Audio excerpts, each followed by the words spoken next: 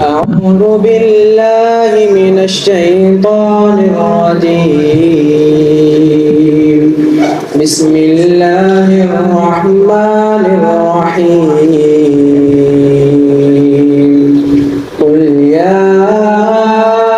أيها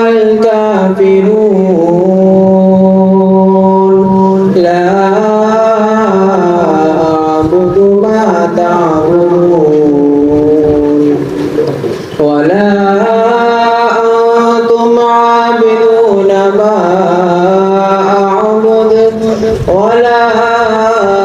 أنا عابد ما عبدتم ولا